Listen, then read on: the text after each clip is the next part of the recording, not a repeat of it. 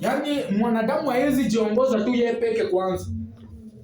Uwezi jiongoza tu wewe mwenyewe ujue hii ni mbaya, hii sipashi kufanya, sifai kufanya hii. Wewe uwezi jiongoza mwenyewe, hapo uongoze tu na mtu. Mpaka mtu akue tu pale akwambie, "Mama, hii ni mbaya, usifanye hii, papa, hii ni mbaya, usifanye." Si ujiongoze wewe mwenyewe kwanza ujue tu hapana, mimi mtu mzima sipashi kufanya hii. Hii kwanza nakuchukiza Mungu wangu, sitaifanya.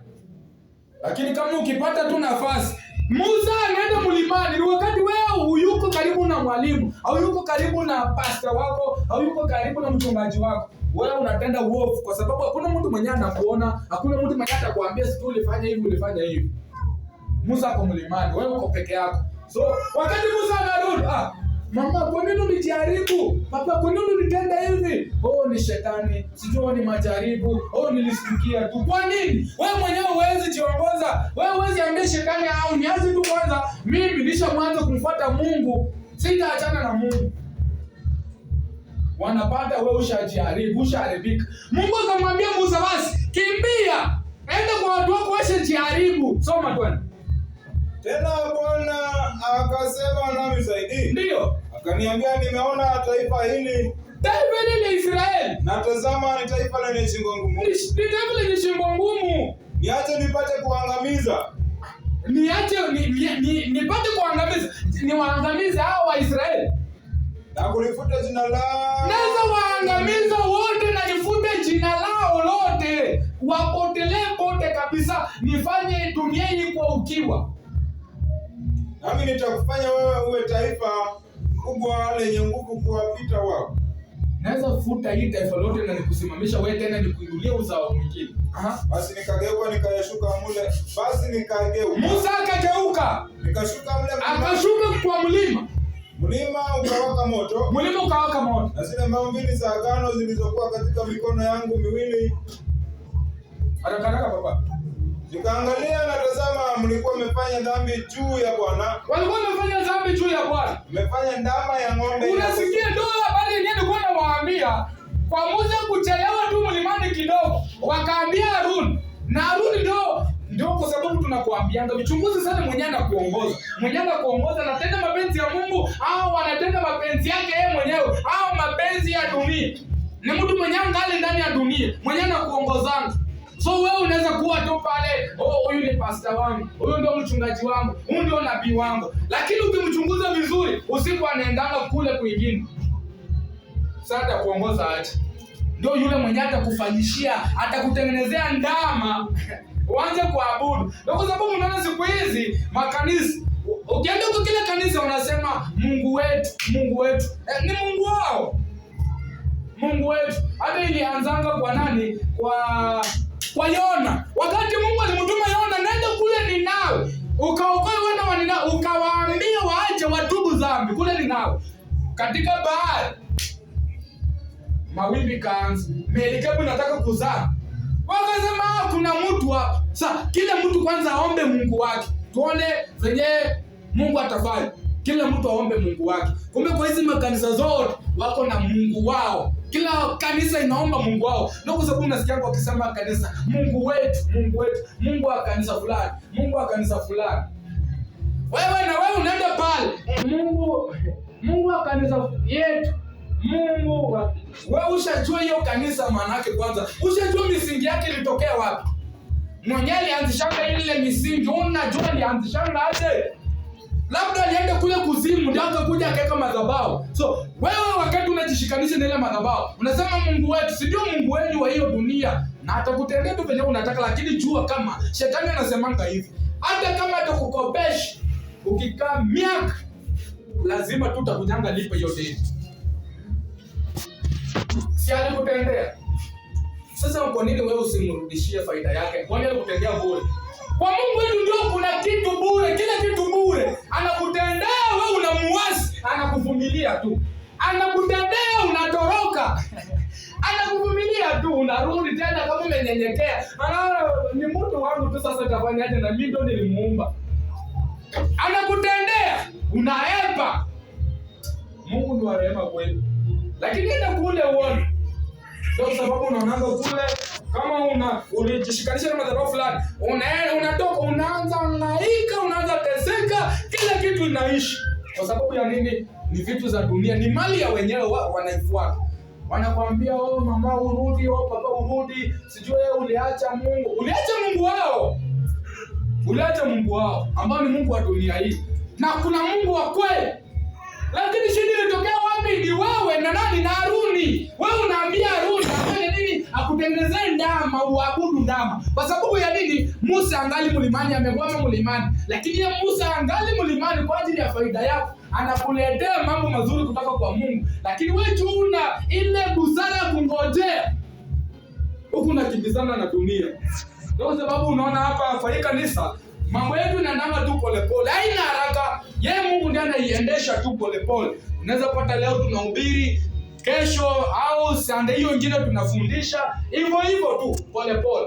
Lakini kule mambo inaenda mbio. Haruni anatengenezea watu ndani, wanaiabudu. Yeye Haruni, Mungu ndiye alimwambia Musa alimwambia enda uokoe wana wa Israeli. Mimi sitaki. Musa aliyopanga kuokoa wana wa Israeli kwenda Misri. Kama mimi si msemaji, sijui kusema vizuri, niko na kikukumizi. Mungu akamwambia, si ndugu yako yule Haruni, mwende na yeye. Wewe utakuwa kama Mungu kwa wana wa Israeli, naye Haruni atakuwa kama nabii kwako. Utakuwa unanena kupitia kinywa cha nani? Haruni. Yeye Mungu ndiye alimshikanisha na Abrahamu na Musa sote. Lakini unaona badala yeye aongoze wana wa Israeli, awaambia hapana, tutulie tu, tungojee Musa kiongozi wetu atakuja na mambo mazuri. Ameenda kuonana na Mungu. Yeye ndio inafaa akuwe na kielelezo kwa wana wa Israeli wenyewe wamebaki pale, awaambia hapana, hatuwezi fanya mambo maovu, mngojee Bwana Mungu wetu. Lakini anakubaliana na wao, anawafanyishia ndama, anawatengenezea ndama, wanaabudu. Na yeye pia kama waliabudu, sienda aliabudu. Hauwezi niambia kama alikaa kando na akaona tu wenyewe wana wa Israeli walijuaje kuabudu hiyo sanamu kama yeye hapo. Kama wangeabudu wao peke yao, wangeitengeneza wao peke yao. Lakini yeye ndiye watengenezea. Na ni kiongozi. Chunguza sana. Wale wenyewe wanaongoza. Wasije wakakuingiza kwa ubaya. 17 ndio. Ile mbili nikazitupa kutoka katika mikono yangu miwili. Ndio. Kazivunja mbele ya macho yenu. Musa alikasirika. Anawezaje kuacha? Ameacha kanisa ikiwa sawa. Nimewaongoza vizuri. Mimi nawaambia achaneni na dhambi, achaneni na ubaya, achaneni na uovu, lakini watu wangali wanatenda dhambi. So Musa anakasirika, anatupa zile mbao zinapasuka mbele ya watu So 18 ndio nikaanguka chini, nikaanguka nchi mbele za Bwana. Ndio. Siku 40 usiku na mchana kama pale kwanza. Sikula chakula wala kunywa maji. Wala sababu ya makosa yenu yote mliokosa kwa kufanya yaliyo maovu machoni pa Bwana, kwa kumkasirisha. Ndio kwa sababu unaona tunashindana pale, tunasema acha tuombe tu rehema. Tuombe rehema. Kwa sababu ya nini? Tunaangalianga Israeli ishaingia ndani ya uovu. Israeli ishaasi Mungu. Israeli ishavunja agano za Mungu. Washaanza abudu sanamu. Sasa tufanye nini? Ni mtume alilie Mungu. Alilie Mungu kwa ajili ya nini? Mungu asamehe tu Israeli, isije ikafutiliwa mbali. Achana kile kitabu, soma kitabu cha Waefeso 5:1 yake tuteremke. Kama Mungu amekupea mtu anakuongoza, fuata vizuri venye yule mtu amekuongoza kwa umakinifu sana. Asije akakuongoza akakupotosha, badala kuokoe anakupotosha. Na kama unapata mtu mwenye anakuongoza vizuri, basi sumusikie. Kama anakuambia tufanye hivi, fanyeni hivyo. Tuende hivi, endeni hivyo pole tu. Mpaka venye tutafika wapi? Kanaani. Waefeso 5:1.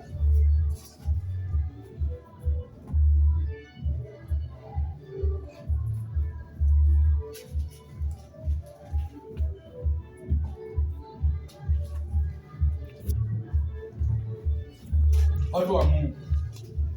Mungu yeye anataka watu wajitakase, watu wakae watakatifu. Tenda mapenzi ya Mungu. Achana na njia mbaya, achana na uovu, achana na dhambi. Ishi na watu vizuri. Kuwa mtu mwema mbele ya watu na mbele ya macho ya Mungu. Usikuwa mtu mwenye kulaumiwa sana.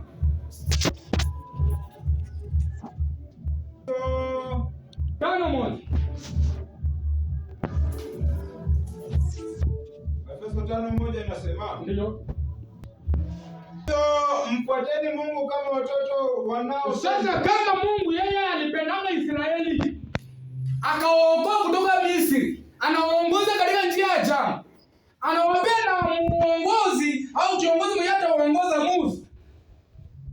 Yeye Mungu aliwapenda, hawezi kutoa Misri kama akupendi. Sasa kama yeye anakupenda ufanye aje sasa? 5:1 wa Efeso. Ndio. Hivyo mfuateni Mungu kama watoto Sasa wanaopendwa. simfuate Mungu, yeye Mungu ndiye anawaongoza. Akasema hivi, kama unaenda kupigana na miji, wale wakufesi, wale watu warefu, unataka kuvuka bahari Yordani, ujue yeye ashatangulia mbele. Na kama ashatangulia, wewe usipige kona kwenda njia nyingine.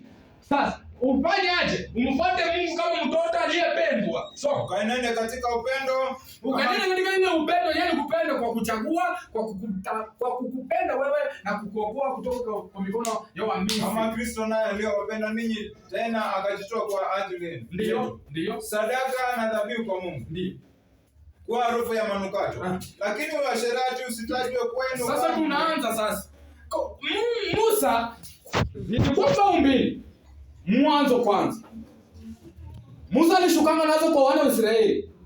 Lakini ukifuatilia zile mbao mbili kuna venye zilifanyika. Ndio Musa akarudi wapi? Kwa mlima tena.